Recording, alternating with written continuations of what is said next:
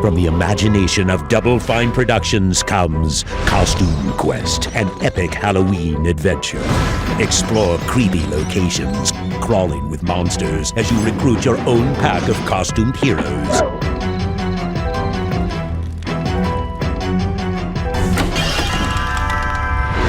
Collect and swap a wicked array of Halloween costumes with built-in combat powers. Battle horrible monsters and their menacing minions.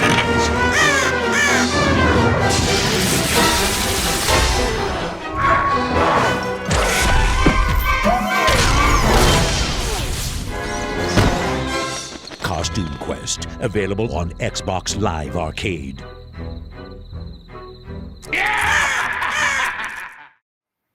Hey everybody, it's Ron with Ron's Computer Videos. I want to thank you for taking a few minutes out of your evening and spending it here with us. Got a great interview this evening. Let's get right to it. She's an animator, a game designer, and the project lead on my favorite Halloween RPG, Costume Quest, Tasha Sounart. How are you this evening? I'm doing well, thank you. Good to be here. Well, I appreciate you taking a little bit of time and talking with us. It's it's just to throw it out here at the very beginning. It's this month, October of 2025, is the 15th anniversary of Costume Quest. So I figured it would be an excellent time to talk about it, celebrate a little bit of the game's history and its legacy. And who better to do it with than the lady that brought it to life? Yes, I mean, Halloween has for a long time been kind of my favorite time of year. And when I was a kid, it was my favorite holiday. So, you know, it just had to make a game about it. Absolutely. So when you were young, what inspired you to start drawing? And are your parents artists by trade, or did you have somebody in your growing up that was somebody that you absolutely kind of got you pen and paper and encouraged you to start? My dad is not artistic at all. My mom's a little bit artistic. She is a teacher. And so she would always just encourage us to just learn whatever we were into. And so, you know, I took music lessons, I did sports, I did art. So it was just sort of discovering what I liked. And she actually found some really great summer school classes for me in art, just because I just really loved drawing, and especially comics. I was always really into like the Sunday comics, like the newspaper, you know, Charlie Brown and Calvin and Hobbes, The Far Side, Garfield.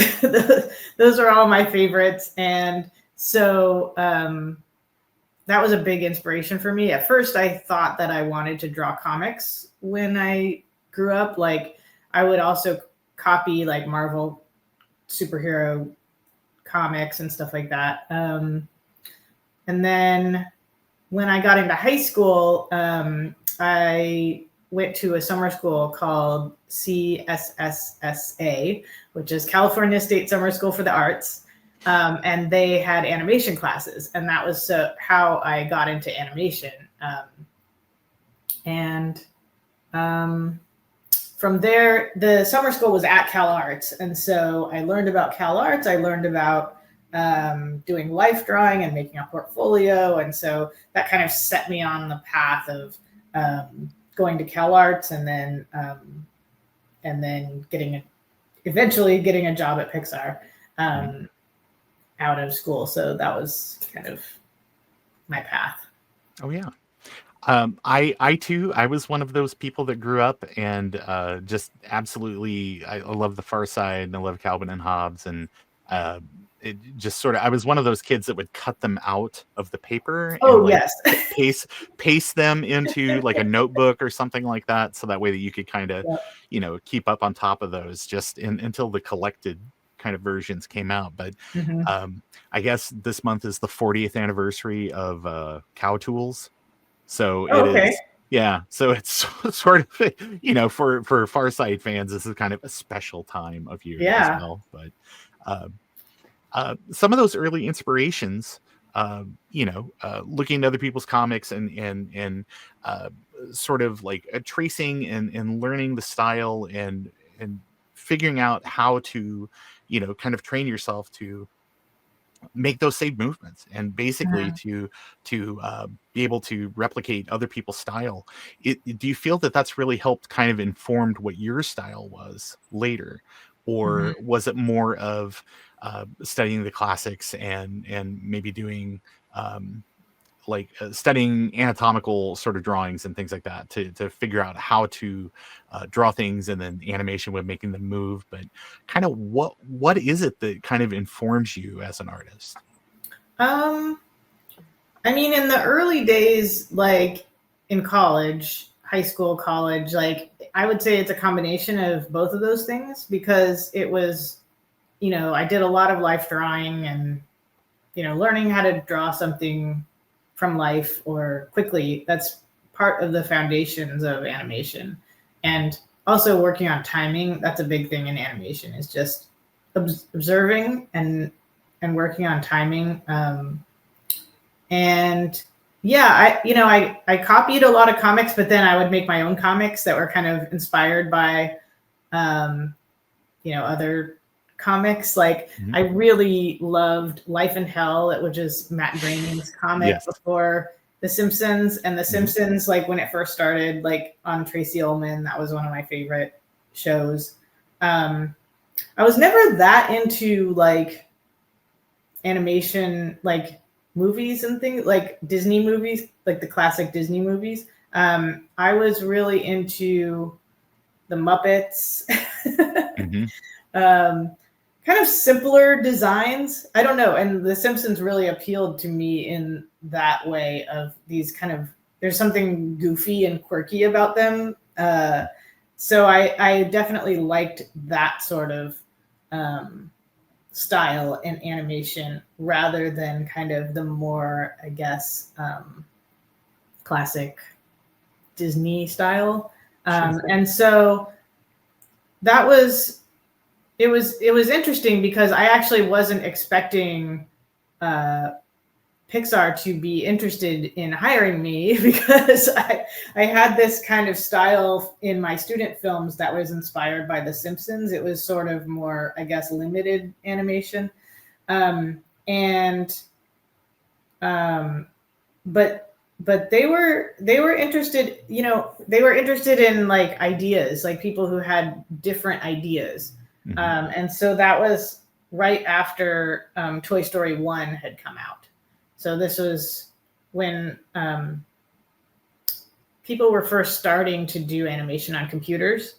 And I always loved video games growing up too.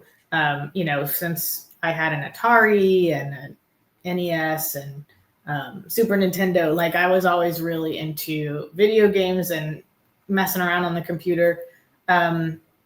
So I think computer animation appealed to me as a combination of these two interests that I had, of like computers plus art. I was like, oh yeah, sure, I'd like to try that. Because I had never done it before. We didn't really learn it in school. But a lot of my fellow students and other animators who were already in the industry were kind of wary of using the computer because they felt like they wanted to draw. So they felt like it was taking something away from them. And for me, it was adding something. So yeah, I went and did an internship at Pixar and learned how to animate on the computer. And then the first film I worked on was A Bug's Life.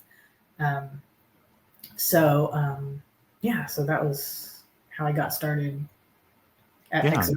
Yeah, Absolutely. That's really cool. It's I remember when that came out. I was very, very impressed. It's I know that Toy Story really blew people away, but it's I remember watching the trailer for A Bug's Life, and it was just like Toy Story, especially if you watch like the original theatrical version, because I know that there's been a couple of little edits and kind of like rounding things out over the years, but that even the original trailer for A Bug's Life is super impressive. I was like, this is really like it's here. It's finally here.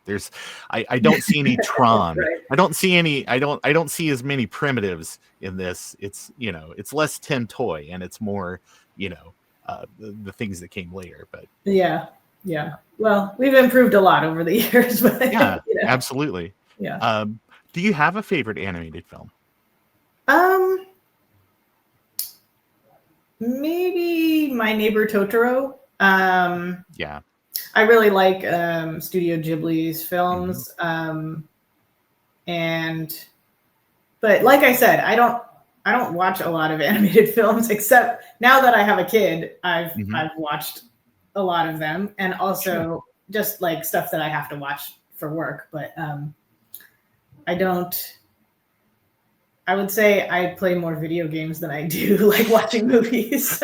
So yeah. Well, it's everybody's got a thing, and I'm a parent as well, so I there's a lot of stuff. They got a lot of play at our house for many years, and a lot of animation, and so that's I'm very glad that we kind of brought him up in that tradition where a lot of Charlie Brown, a lot of like all the Peanuts specials and things like that. Oh, Just yeah. made sure that he had exposure to a lot of that, and a lot of Rankin Bass stuff too, because I feel like that stuff is maybe not as like commonly watched. There's the big ones. Everybody's gonna watch Rudolph, but who's watching Mad Monster Party? When he was a kid, he was the only kid going to school quoting Phyllis Diller. So it's. It might have put him off, but then Minecraft smoothed it all out. It was fine. So yeah. I would say my favorite Pixar movie is Coco, which I did not work on Coco, but I think it's just all around.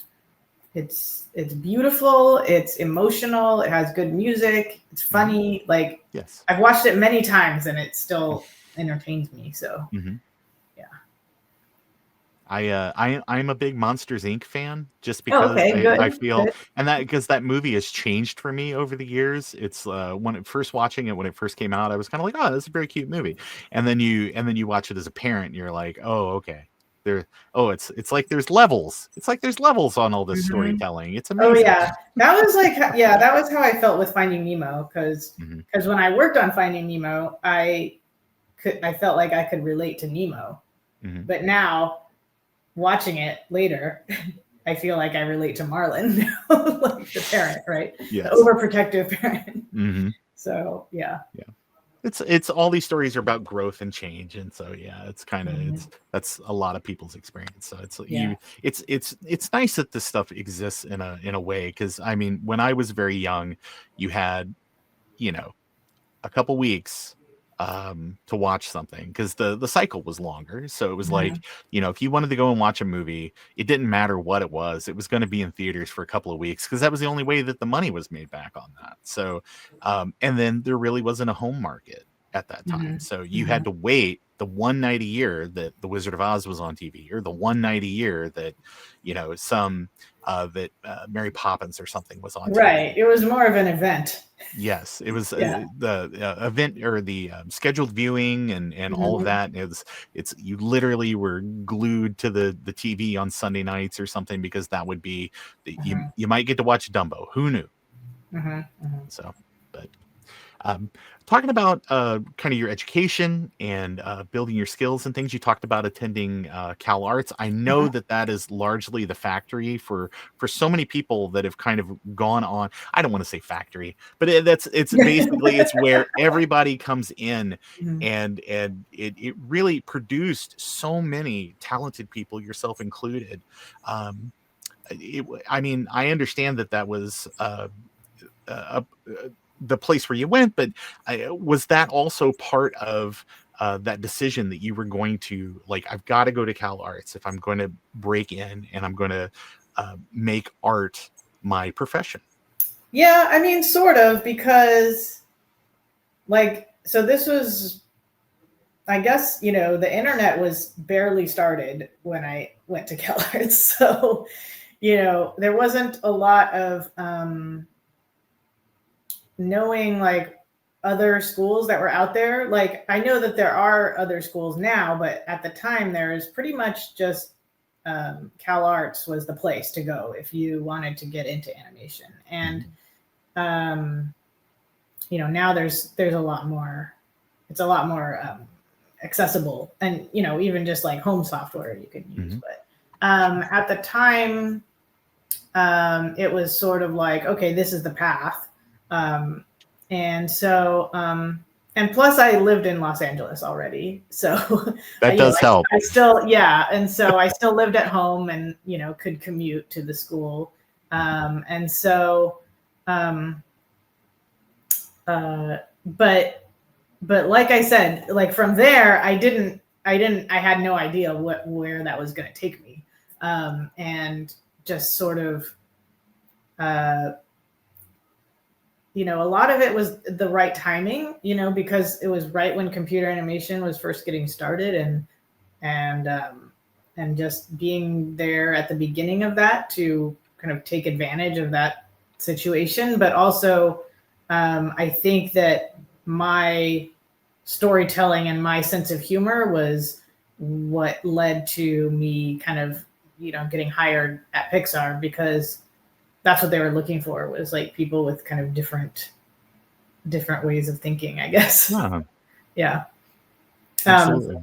Yeah. And I always loved video games, but I never thought of it as a career. And I think part of that was because at the time, like games were so sort of rudimentary, like more like a pixel art kind of things, where I wasn't like, oh, an animator works on that, or, because that didn't really happen until later, where games kind of caught up to having more artists involved in working on them.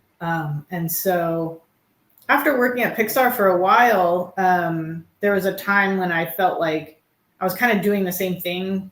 I felt like I was kind of getting in a little bit of a rut where, and just getting the itch to like learn something new. And since I always really loved games, I was like, okay, maybe I should try working on games. And some of my friends knew Tim Schafer. And so I had met him, and he gave me a tour of the studio and told me about this project he was working on called Brütal Legend, which was a heavy metal video game with blood and demons. And I was like, wow, that's really different from what I'm working on at Pixar. So it sounds really fun. And I loved that their studio was very art focused. They valued this kind of different style and quirky humor. And so it just really seemed to fit my personality. And Tim it was nice because Brütal Legend was very early on in development. And so they had time to kind of ramp me up and learn their process and their software. And so that was really a great fit and good learning experience. Absolutely. That's it. Again, it's one connection leads to that next connection. And it's, I'm really glad that you were able to, a lot of it is that right place at that right time. So it's, I know a lot of people, I'm an under 5. Occasionally I get to go and spend 8 hours waiting to go out and say 30 words or less. So I completely understand, but it's like they say, get out here if you want to do whatever that thing is, because it's really tough to do from New Jersey. Right. But you talked about kind of your internship at Pixar and learning to, actually, before I ask about that, did you ever have any classes in room A113? Oh, well, so A113 is like, it was the whole animation department. So it was like, it's a really big like hallway with lots of rooms and lots of cubicles. So yeah, I had many classes there. I just know that's the in joke. That's everybody writes that into their thing. So or CalArts people do, but So you talked about the tools you use. You talked about learning about computer animation. especially with your internship there at Pixar.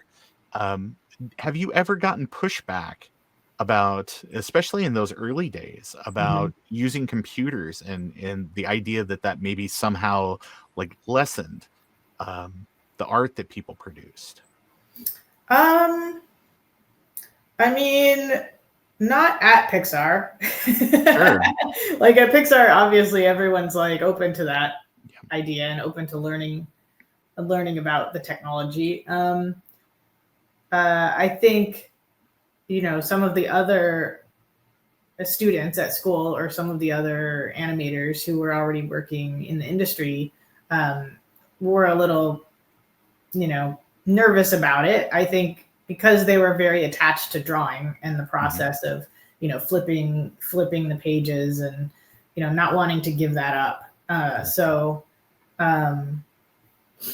understand their point of view, but at the same time, it's like you're still doing animation. You're just using a different tool to do it. And I guess I wasn't necessarily that attached to drawing on a piece of paper as opposed to, posing a character in the computer, which is actually a lot more like stop motion animation than like drawing, because it's like a little doll in the computer that you're, moving around the pieces. So I was like, I a lot of people kind of like, I just remember the pushback on that.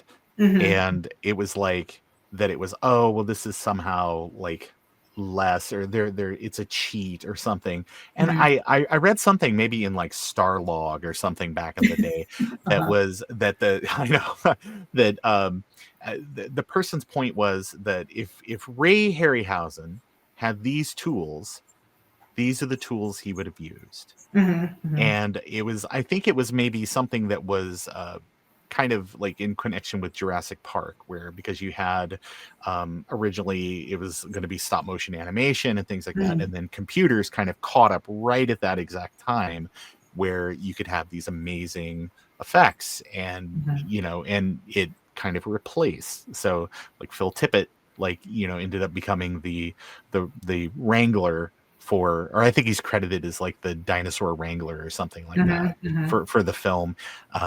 Even though if this was a real thing, he would have been fired because those dinosaurs were everywhere. They just out causing all kinds of problems. But he didn't do very well wrangling. No, he did not. But I think it's important to keep an open mind for new tools, and especially like things that help you. Because this is ultimately about storytelling, right? So if it's something that helps you tell the story better, maybe it's worth investigating.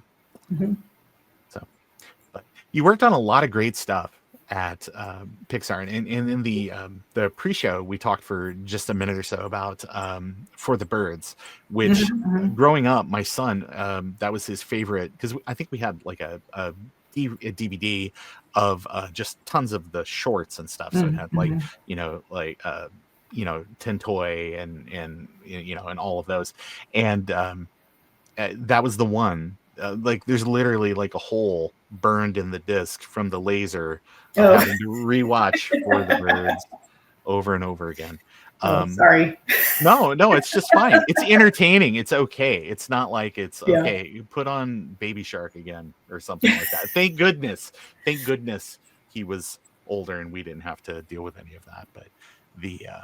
But no, it's is that something that everybody is just kind of one of those things where it's like, hey, we're in between projects or something, or it's because it seems like a lot of those are kind of almost tech demos for things that that Pixar was wanting to try out. So it's like with the birds and the feathers and things like that, and sort of, I can't remember the exact sort of thing that was being tested, but is that really kind of the case? I think that's how the original shorts were, for just testing little things, but also just the studio really likes to sometimes do things like on a smaller scale, where it's not like it doesn't have such a huge pressure behind it.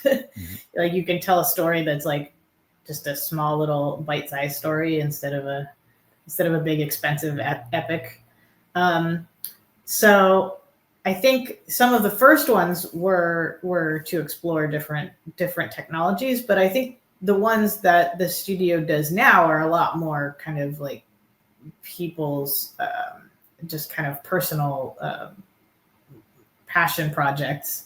But yeah, for the birds, like it also was a way to keep the artist busy, like in between projects, because the story was being worked on in animation, they're not ready for a full animation crew yet, then we could work on a short. And it became something of, part of the identity of the studio, where we would have a short that would play before the films. And so that was kind of a nice thing. Yeah, for the birds it was fun. I didn't work on it for very long, but I did the shot where the little birds make faces. They're like making fun of the big bird, and they like make faces. So it is one of the more kind of memorable shots. So I am proud of that one. Well, it's really, really great, especially so. And it is kind of a lost thing of having like the cartoon before the movie, sort of thing. And it's like, I think like Warner Brothers kept it up as long as they could, and then oh well. I know it's like, well, they don't make money, so yeah. I mean, Disney was doing that for a bit. They had like Roger Rabbit, like like before Honey, I Shrunk the Kids, and I think a couple of other movies. They had like a little Roger Rabbit short. So, but yeah, you finished up at Pixar and moved over, and it kind of gets us maybe to more the big thing again, with joining Double Fine as an animator, and coming in right about the time that Brütal Legend was under development. And there's something, this is probably going to be a clumsy way to get into this, but my understanding is that between projects, or while things are kind of on hold, that Double Fine would do these things called Amnesia Fortnights, where it was basically just sort of a break into teams and come up with projects. Do you want to maybe talk a little bit about that? Yeah. So, well, you introduced it well, where it was just kind of like a little downtime break in the project, and let's break into like 4 teams of the studio, and for 2 weeks, we're going to see if we can make a game demo.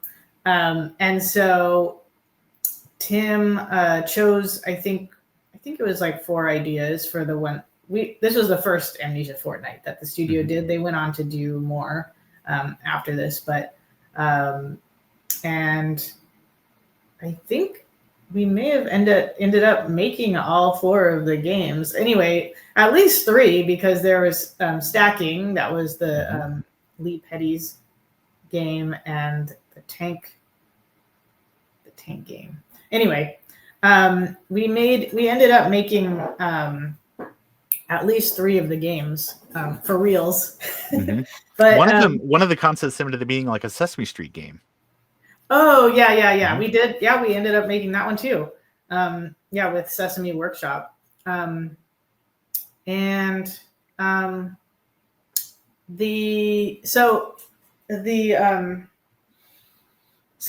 my idea was a game about trick-or-treating. So I had pitched it to Tim and said, I've had this idea ever since I was a little kid, and Halloween was my favorite holiday, about let's make a game about trick-or-treating, and your costumes are your powers. And he liked the idea, and so we made our demo in 2 weeks. And the demo was really small. It was just like one little segment of a street. So it had like, maybe 2 or 3 houses you could trick or treat at, and then like a final boss that you fought. And I think it was just like one costume. I think it was just the Statue of Liberty costume.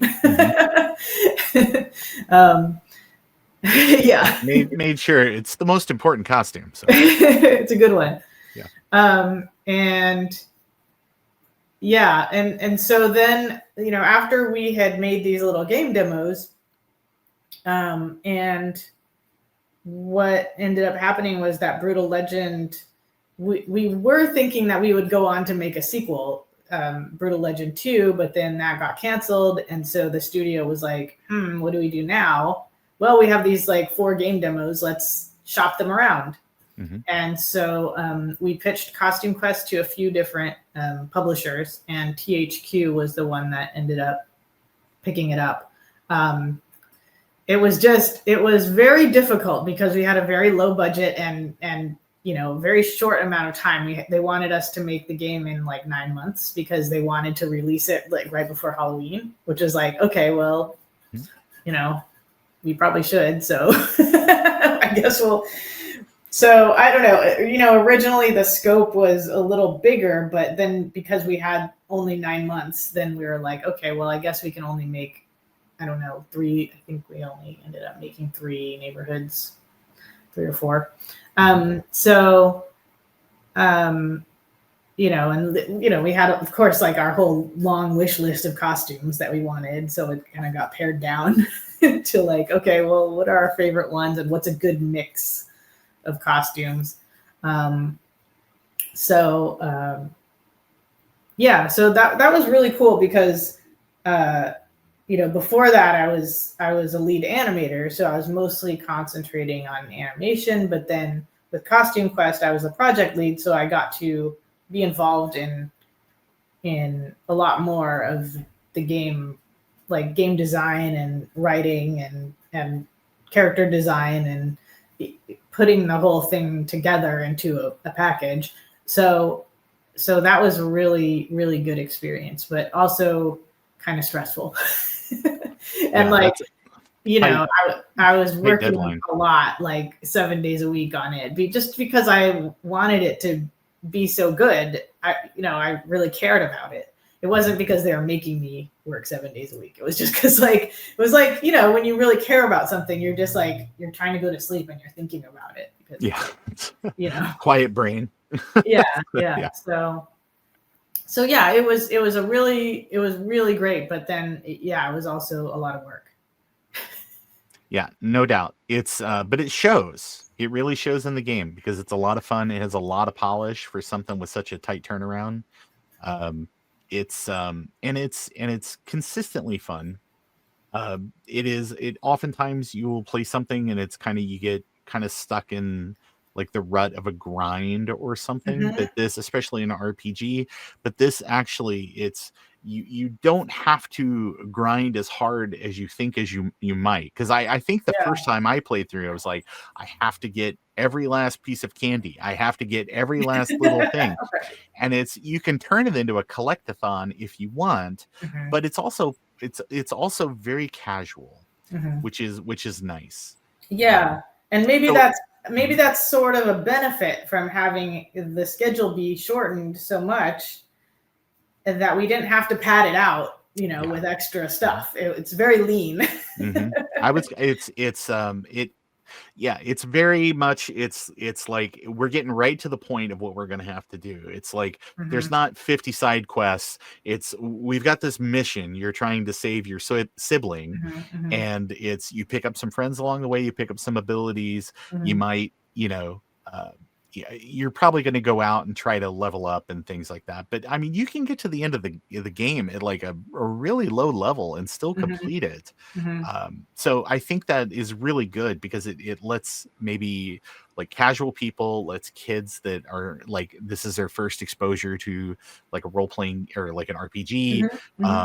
It lets them get in on the fun too. So that's very appreciated. That was something that was really important to me, was something that people of all ages could play. And I don't know if that's because of the stuff that I grew up enjoying or because of my time at Pixar, where it's like you're trying to make something that's like appealing to a wide range of ages.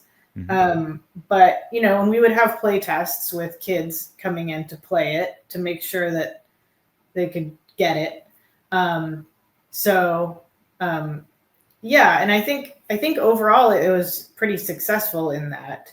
There's definitely things that I wish we could have had, like voice acting for one is like, Yeah. you know, if a kid isn't great at reading, it's easier if there's voices, but voice acting is very expensive. So that was one of the things that we couldn't get. But I think overall, like it really, you know, the writing I think is funny. There's some stuff in there that, you know, I think adults will enjoy, but kids can also play it. So I'm really happy with how it turned out in that way. Well, again, it's a lot of fun, and it's one of those things where every not like maybe not every year, but certainly every other year, I do pull it out and I try to at least play through like an hour or two just to kind of remember having played it. I did a let's play live stream recently where I went through and I'm just going to play the first neighborhood. We're going to get through like the first little area for people that haven't seen it before, maybe so they get an idea of kind of what the gameplay is like and things, because, you know, all this stuff kind of goes in cycles. And I walked around about 30 minutes longer than I needed to because I completely forgot about when you're kind of in the overworld part of things that the costumes have. I'm jetting around on the rocket roller skates, no problem. Completely forgot that the shield is you got to put the shield up to walk underneath the little, you know, the culvert or whatever. And because I'm like, yeah, is there an item I'm supposed to find, or there's like an umbrella, or I cannot remember. And then finally somebody in chat was like, stop being dumb. You're just supposed to use the secondary. And I was like, oh my gosh, because I didn't even think about it because I didn't put the Statue of Liberty costume on you know, on the other character, the primary character. Yeah. So it just didn't click. But yeah, that was one of the things like I did want to do more with was those the overworld abilities. I just thought that was kind of cool, like that you can you know, use your costume in the real world too. But yeah, we kind of like did some stuff with it, but not like, I don't know, it would have been cool to do like one ability for every costume, but only some of them ended up having the ability. I can understand when you're under, it's like how much do you guild this and how much do you build this out, right yeah, time constraints, and I get it. But you had mentioned that you that the demo had the Statue of Liberty costume. Was the robot, was the knight, were those always going to be in? Those are kind of, I mean, so because Statue of Liberty, the knight, and you know, and the robot are sort of like your core costumes in the game. Were those always going to be the core? I mean, what are maybe some of the ones that you remember that got cut? I feel like those definitely were some of the first ones that we came up with. And I think part of it is like, what is a funny contrast of like the kids' homemade version and then the epic version, right? So like a robot, like how you make it out of cardboard and looks like not cool at all. But in your imagination, it's like amazing. And so that was kind of the idea of like coming up with something that like when the kid is in the real regular world, that it's kind of dumb looking and very scrappy and homemade, and then like in their imagination world, it's like amazing. So that was the idea for some of those. I think the knight and the robot. But then like what would a kid like really want to be, right? And then the Statue of Liberty was just like, let's come up with some like random thing that kids dress up as for Halloween, but it's not like thought of as a cool thing. Like that's kind of the French fries too, right? It's like people dress up as like, people dress up as like random stuff for Halloween also.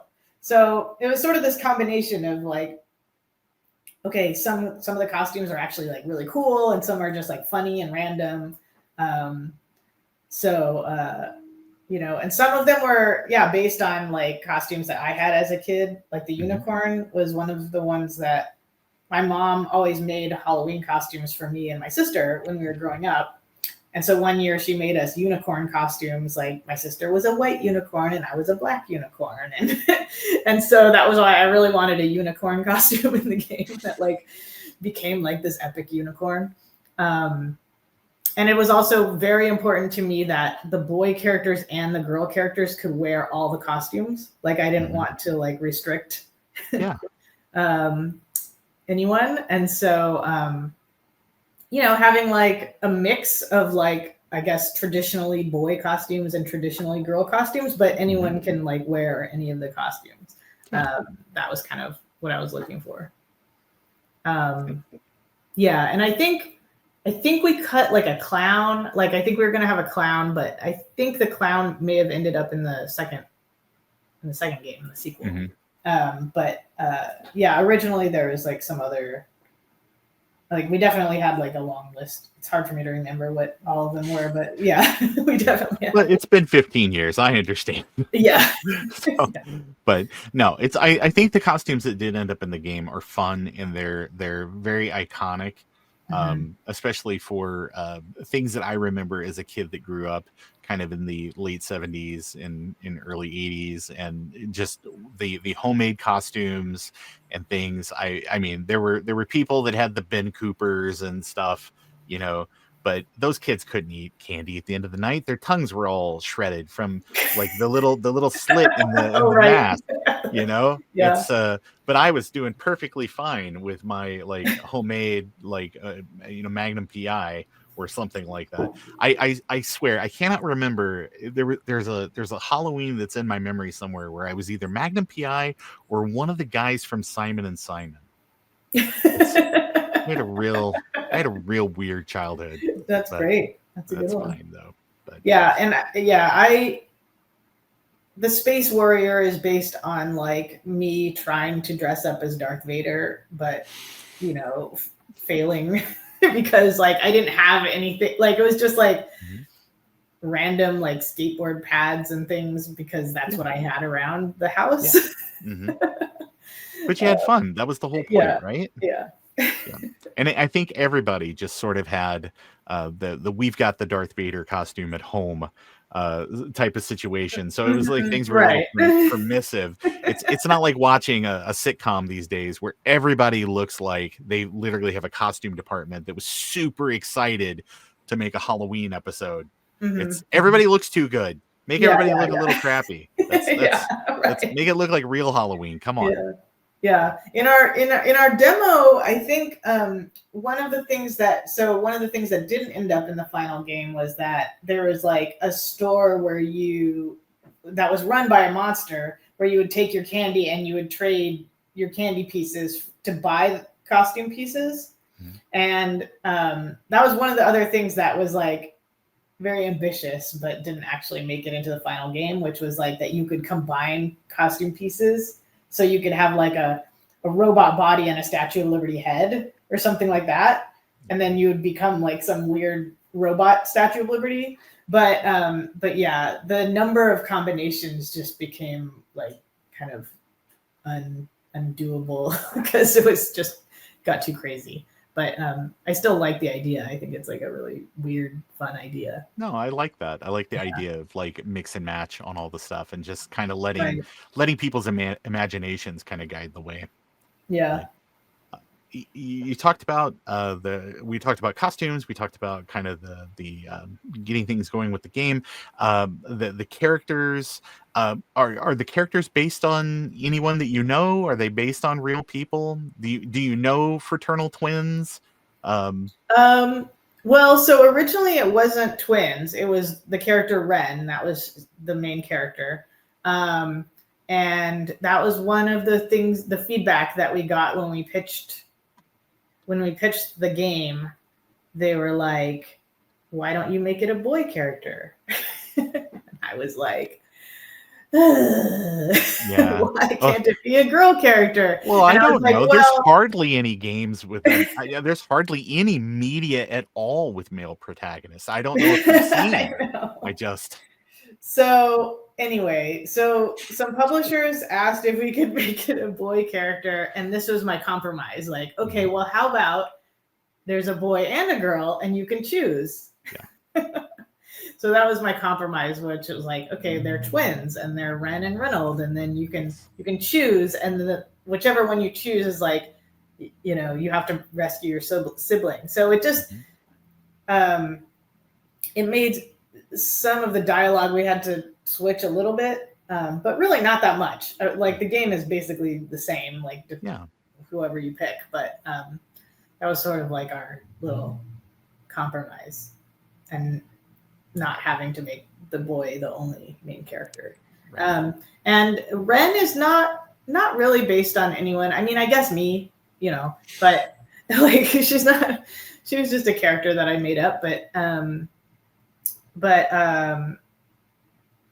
Everett was named after a person that I worked with who was also a friend of one of the writers, one of our team members. So and then Lucy was one of my friends, like nieces. So they're, loosely, like some of the side characters you run into are named after people we know, but I think loosely based on people, but there isn't anyone that they're like super like modeled after or anything. Sure. I mean, they're played very broadly, because again, you have to be able to kind of project yourself into that character. So right. Yeah. Speaking of which, I don't think I've ever played the game as Reynold. I always pick Ren, because I was just like, it's fine. It's fine. Yeah. It's the same game. It's fine. But but speaking of like the names and naming them after people, are there any like inside jokes in Costume Quest that people, like casual people, may not just pick up on? Yeah, I'm sure there are. Well, any that you specifically put in there. I'm sure there are. I don't know. It would be very difficult to think of. Yeah, I don't know. You might have to give me a couple minutes to. That's okay. Think on that one. I've got plenty other stuff to talk about, but since the game largely kind of uses the same game engine as Brütal Legend, were there any limitations, or was there anything idea-wise you had to scale back on? I mean, the Brütal Legend engine seems pretty flexible. I mean, you've got flying segments, you've got vehicle segments, you've got combat and things like that taken into account with how that game operates. Was that a leg up, or were there anything that held you back? I can't remember anything holding us back. I feel like it was definitely a benefit, like having already worked in this engine, and our tech folks already were familiar with it. I mean, I remember just coming up with the look of the game was a bit of a challenge. It wasn't because of the engine, but it was just kind of an art direction challenge because I wanted it to feel like a little diorama or something. I didn't want it to be too, I guess, realistic. I don't know, like slick. So everything, like I wanted everything to have this kind of texture on it. And one of the artists, Nathan Stapley, he has this style of painting that's very textural. And so he really helped with figuring out kind of the overall style of like what the backgrounds looked like and what the characters looked like. So that was kind of like, and just kind of coming up with the feel of it. Like I wanted it to feel very cozy and have a warmth to it, especially the first neighborhood, because that's where you first start out, and it should feel like that feeling that you get in the fall of walking around your neighborhood and crunching leaves and all this kind of feeling that you get in the evening in the fall. So that was the kind of feeling that I wanted to get out of it. I would say that was definitely a challenge, because also like I know how to speak the language of animation. I don't know how to speak the language of lighting and shading and the more kind of technical art aspects. So that was a learning curve for me. And I remember we brought on a tech artist, and that really helped because he would kind of be like the translator for me of like, how do I talk to the lighters and tell them in a language that they understand, like what I'm looking for. So yeah, so that was definitely a challenge. Well, it's it all comes across the feel of it. It feels and cozy is like a perfect title for that. Or a perfect way to put that. And I don't know, I don't really remember when the cozy game sort of thing started, but I'm glad it's here because that's a lot of the games that I play. Because there are people that are absolutely like, oh my gosh, this weekend I played 37 hours of Heck Divers and like these war simulation type of things, and I'm like, yeah, that was really cool. I played this game where you were a tugboat and you cleaned up oil spills. Right. And they're like, why? I'm like, you tell me first. Why do people do anything? Yeah, it's like, if you enjoy it, that's fine, but yeah. But no, I really appreciate it. And it does absolutely has that feel. And there are little areas that are kind of like you talked about the lighting and all that, and the mood. And it's kind of, there are areas that are kind of dark. And so some of the houses actually have like a little fake cemetery in the back where you go back there and there's the lighting changes and the music changes. And it's sort of like there's some spookiness kind of to all of this. Yeah. I mean, that's part of Halloween, but at the same time, I didn't want it to be a scary game because, like I said, I wanted it to appeal to all ages, but also just that's the kind of thing I like and I liked as a kid. I didn't like the scary part. I wouldn't go up to the house that had all the scary decorations, because like I just like the fun part of it. I like the imagination part of Halloween and the creativity of it. Yes. So that's the kind of atmosphere that I wanted for the game. Well, you nailed it. Yeah. Thanks. Let me ask you this. The game came out, it was largely kind of a digital only affair. I mean, like I pointed out earlier, I had to make my own big box version. But was there any cool merchandise or anything like that came out? Did fans send in anything interesting that, I'm glad that you brought that up. Actually, there wasn't really, I mean, I think Double Fine made like a shirt or something. There wasn't really a lot of merchandise, but somebody that I had met just through like comic conventions and things, because I used to do comics on the Double Fine website and I used to go to the comic conventions. But anyway, she was a big fan of Double Fine and she made these very cute plushies of Ran and Reynold, and they have changeable costumes, removable costumes.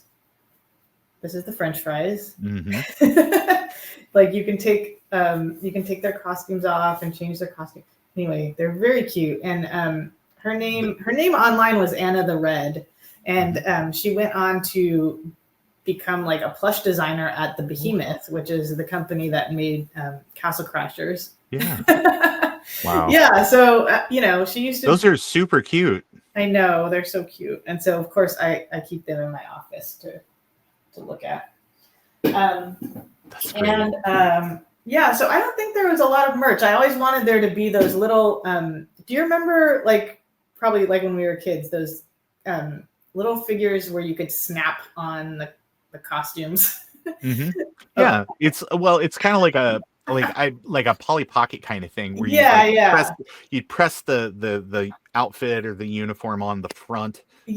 Sort of, and it's like, or like paper dolls. Like, I always thought it would be fun to have like those little snap-on figures where you could like change out the costumes. Yeah. So if anyone wants to make those, they should. I mean, strike while the iron's hot, folks. You gotta, 15 years later. It's okay. Again, this stuff comes in cycles, so it's one of those things. I mean, we're talking about it. There's other people talking about it. There's people that are playing it for the first time this year. Isn't it time we did a remake? I think. Yes. It's the HD remake. Yes. With really realistic kids. all done in the Unity with like a $20 million budget. And yeah, and then we can get some like famous voice actors to do the voices. yes. Hey, sorry to break in like this, but we actually had a little bit of a technical issue while we were recording, so we had to stop for the day. But Tasha was nice enough to come back the next morning, so here's the rest of the interview. And we're back. We had a small technical issue.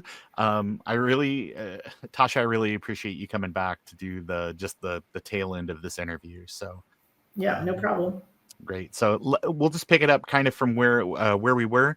The question I was going to ask is, was Costume Quest always kind of intended to maybe have like QuickTime events? I know that was something that is very much something kind of the era. And what influences did you take in from other like JRPGs or Earthbound and things like that? I think you're an Earthbound fan as well. Can you maybe just talk about like quick time events and a little bit of the influence that helped kind of form the universe? Yeah, sure. I mean, my favorite genre of games is RPGs, so that's mostly what I play. And I always pictured this game to be an RPG in terms of you're collecting costumes. The costumes are, your powers, and you level up and your powers get more powerful, and you're battling monsters. So it always was meant to be an RPG. Some of my favorite games were Earthbound.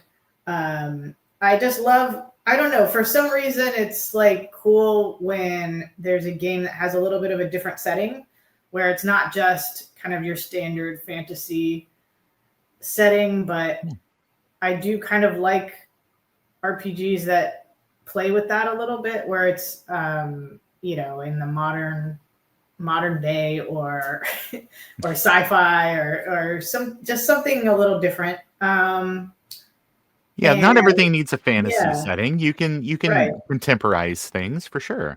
Yeah. And so the mall level of Costume Quest is inspired by the mall in Earthbound, but also just from growing up in the 80s and 90s when malls were a big thing, and we would even go trick-or-treating at the mall. So that was where that came from. I also really love the Zelda series. I also I do like the Mario RPGs, and that's kind of where the QuickTime events came from, is just trying to, I guess, get a little bit more action into the battles, but without making it overly complicated or something that could be too tricky for kids. Or so that was the idea behind that. It wasn't, I know that was very much kind of like Earthbound is like Mother 2 in Japan, and then you have Mother 3, or Earthbound, like the sequel, which came out like on handheld devices kind of in that era.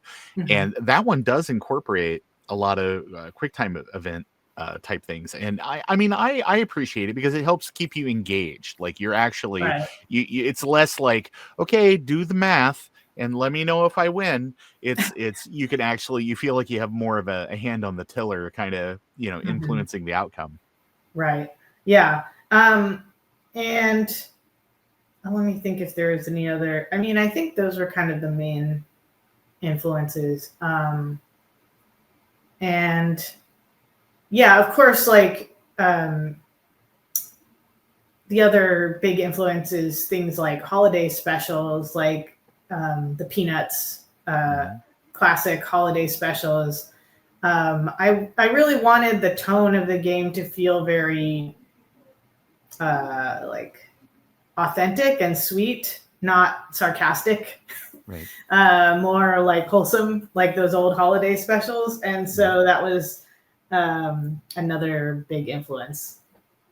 Well, it's it definitely, it has that feel. I think it perfectly kind of encapsulates maybe a very a certain place in time in my life, for sure, with being young and enjoying Halloween and kind of all the fun that goes along with it. And it's it's really good because again, it's cozy and it's wholesome and it's not mean. It would have been really easy to make like a kind of a mean game, but I don't think that that's really in the style of a lot of things that Double Fine was producing then or Right. now. Right. There's which kind of brings me into my next thing. It was like the humor of the game. It's a very Double Fine game, like the jokes, and I know that this was kind of a project that was kind of hands off for Tim, maybe that he did write and contribute some things like that, but how much did you get to influence, or how much did you contribute to kind of the jokes and the dialogue and stuff like that for the game? Well, I mean, I helped out with the writing. Tim did a lot of the writing too, and we had a couple other people on the team that helped with writing. So it was definitely a team effort. And I think part of the thing with Double Fine is, Tim is hiring people that he likes, and that I think that it ends up with you have a whole team that all kind of has this weird sense of humor. So, it definitely shows like in the games and the quirky ideas that come out of Double Fine, I think. Absolutely. Yeah. It's there's a certain type of humor, and when you experience and you play these games, you get it. It's that very Double Fine kind of sense of humor, and you can Right.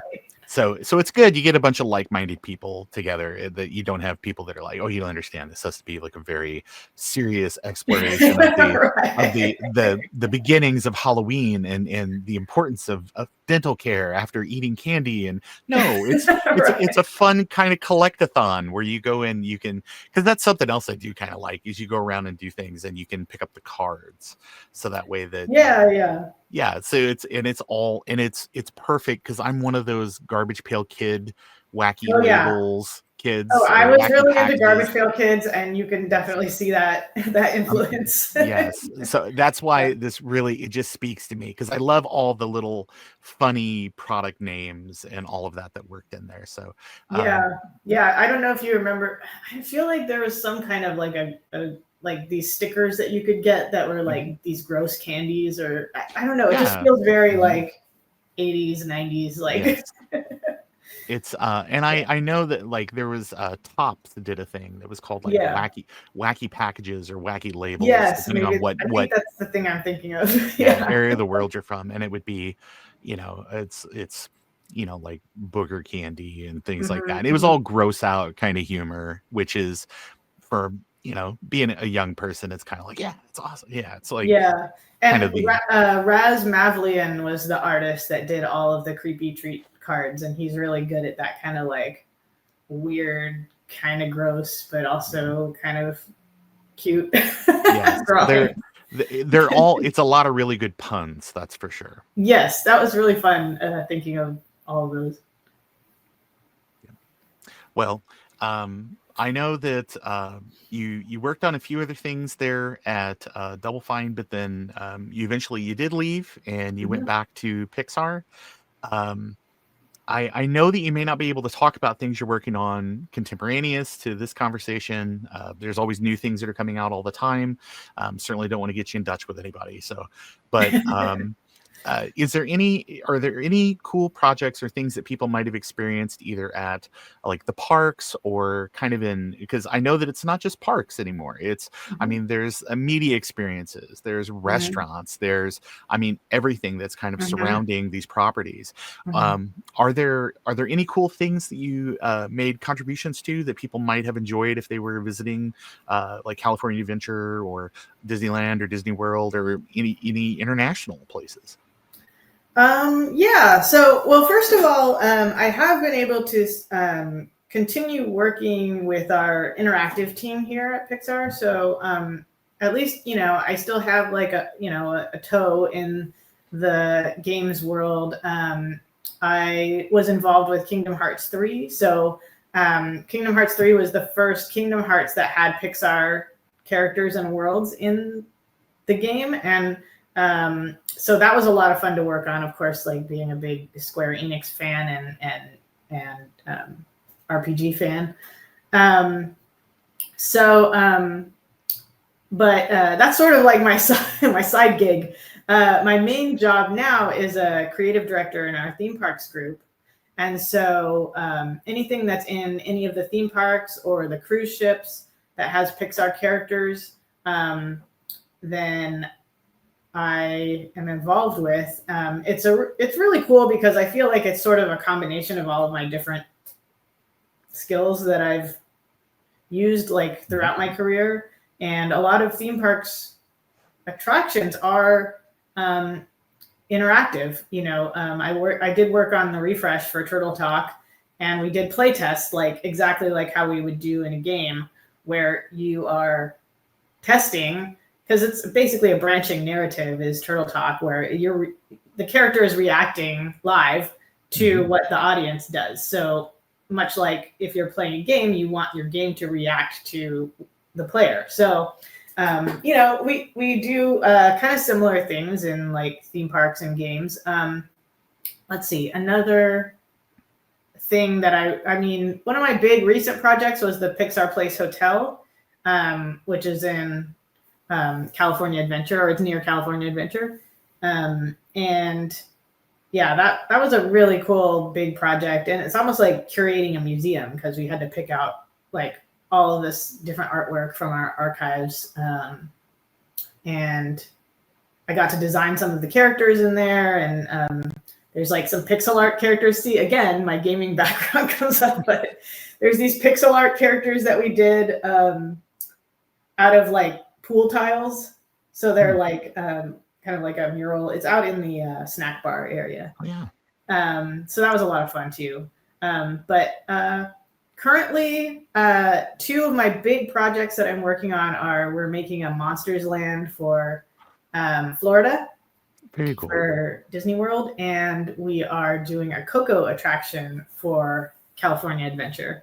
And so those are taking up a lot of my time right now, but they're really fun to work on. I really like, I feel like theme parks and gaming, like there's kind of a similarity other than, what I just said, but almost like creating these interactive worlds that people can go in and be immersed and feel like you are in this world and you can interact with it. And so there's this kind of through line of, I think, games and theme park experiences that I really like, which is like interactive art. Yeah. I in the pre-interview, I kind of mentioned about Turtle Talk and how my son got called up to interact with Crush, and he thought it was really neat, and it was really, really cool, that kind of digital puppets and things like that, and kind of the real-time interaction. And it's so these experiences, they almost feel kind of, it's part game, but it's like a very interactive kind of thing, and the theming on that stuff is just amazing. And I would say, I don't know what involvement you might have had with Pixar Pier, but as somebody that's been there before and after, the theming down there is really, really amazing. And I know there was a lot of kind of criticism, because it was the idea of like California Adventure being like, oh, you could stop one place and you kind of get a taste of like all these things, that kind of like the experience of being in the state of California. And Right. and it was sort of like, well, if I wanted to go to the Santa Monica Pier, I could just go to the Santa Monica Pier. So I like how that has kind of changed with Incredicoaster, and kind of reusing some things that were assets from Bugs Land and stuff down there. So it's very neat, in the animatronics. And so if I guess if you are already at California Adventure, if you're thinking about, it's like, oh, it's a half-day park or something, that is not true anymore. It's been so built out. Yeah. California Adventure's really got a lot of fun stuff now. Yes, it's definitely. Yeah, and we're still working on more all the time. Well, I wish you lots of luck, because it seems like a lot of work, but I know that people really appreciate it, and there are folks that live for like the reveals on these things and to kind of come out and experience some of this new stuff. So again, I really appreciate you taking time to, especially to come back after we had our little technical issue. But Tasha, thank you so much for your time. All right. Thank you for having me, and have a great Halloween.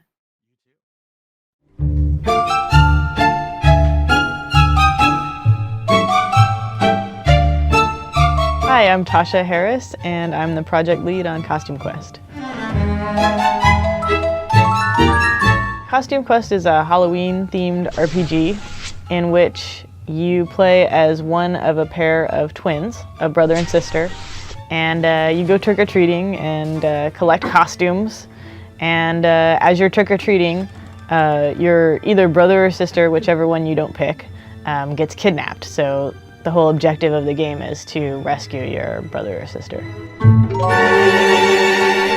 The original game actually came about from when I was a kid. Like, I always loved Halloween, and I always loved video games, and I always loved drawing.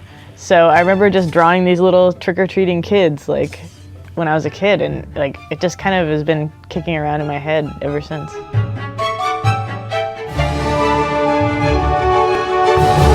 Well, growing up, I always loved RPGs, so that's kind of probably my main inspiration is games like Earthbound or Dragon Quest or the early Final Fantasies.